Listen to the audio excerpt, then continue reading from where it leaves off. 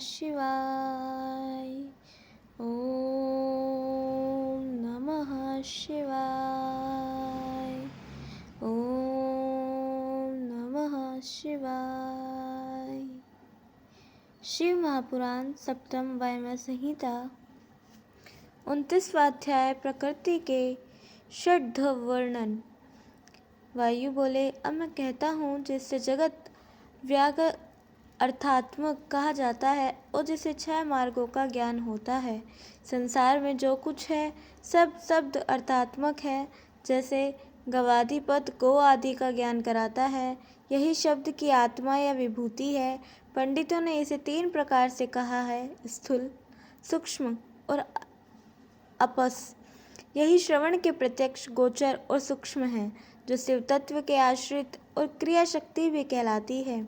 ज्ञान शक्ति का भोग ही ईश्वर की इच्छा है और यही समस्त शक्तियों का समष्टि आत्मा शक्ति से तत्व भी कहा जाता है। सारे तत्व कालात्मक हैं तथा जिनके 5 प्रकार हैं। यहाँ 5 शब्द और अर्थ की परस्पर व्याप्त और व्यापकता सिद्ध करते हैं। सब मंत्र और पदों में यह व्याप्त है। मंत्रों का वाक्य, उसका स्वरूप, उनका पद समूह, यह सब वर्णों में व्याप्त है और इस प्रकार वर्णों के समूह को ही विद्वानों ने पद कहा है। सारा जगत वर्णों से ही व्याप्त है, क्योंकि उन वर्णों की सब भुवनों में प्राप्ति है और भुवन तत्वों के समूह से क्रमश ब्रह्मांड के भीतर व्याप्त है। फिर ब्रह्मांड के अंतर में भी जो ब्रह्मांड है वह शैव शास्त्र और इस प्रकार पुराणों में प्रतिपादित है। और जिन तत्वों का सांख्य योग में वर्णन किया गया है। प्रथम परा प्रकृति के आदि ने 5 प्रकार के परिणाम हुए, कला, निवृत्ति, प्रतिष्ठा, विद्या और शांति। यही उसके विशुद्ध रूप हैं।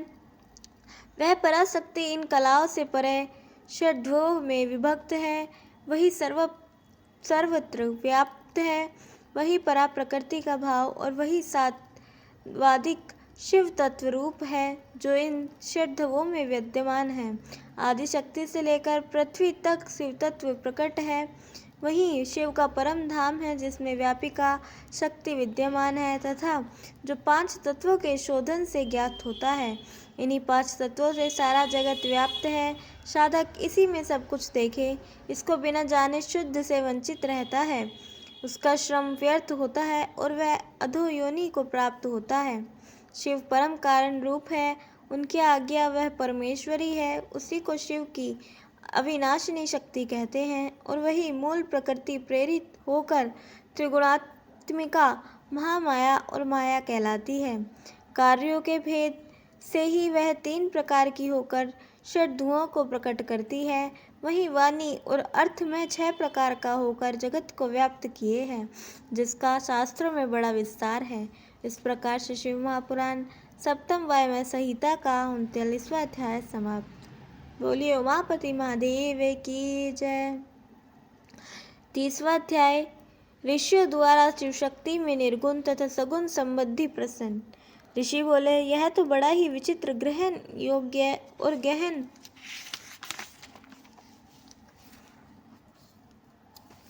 चरित्र आपने कहा, जो देवताओं के भी जानने में अशक्य है। शिवाशिव के इस तत्व ज्ञान में तो कहीं भी त्रुटि नहीं ज्ञात होती और जिनका चरित्र तो विशेषकर प्रकृति भाव संभव है, उनका यह ऐश्वर्य किसी के अधीन भी नहीं है, तब यह मूर्तिमान कैसे होते हैं?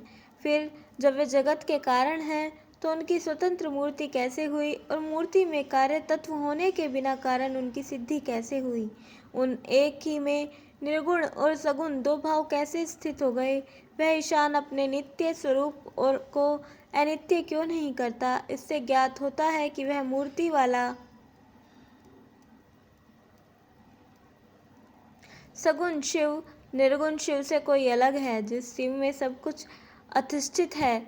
यदि कहीं वह इन सब की मूर्ति हो जाएगी तो उस मूर्ति को वह मूर्तिमान परतंत्र हो गया। फिर निरपेक्ष की कल्पना मूर्ति कैसे हो सकती है? ब्रह्म से पिशाच प्रयांत स्वेच्छा शरीर धारण और त्याग में समर्थ हैं, तब क्या वे कर्म के वशवर्ती हैं? उनके सभी कर्म तो अंग संचालक हैं, फिर उन्हें निर्गुण कैसे कहा जाए? यदि यह कहिए कि ये शिव परम शांत और सबके अनुग्रह करता है, तो वे समर्थ सबको एक बार की ही मुक्त क्यों नहीं कर देते? यदि यह कहिए कि प्रारब्ध रहते कैसे मुक्त हो सकते हैं, तो दुख के आने पर कर्मों का कारण भी ईश्वर प्रदत्त ही होता होगा। अधिक नास्तिकों सा नरक मैं क्या करूं? हे पवन देव, जैसा मेरा यह संदेह दूर हो गया हो, वह आप मुझसे कहिए। इस प्रकार से शिव महापुराण सप्तम वायव्य का 30वां अध्याय समाप्त। बोलिए उमापति महादेव की जय। कल हम सुनेंगे 31वां अध्याय, एक उत्तम ज्ञान, और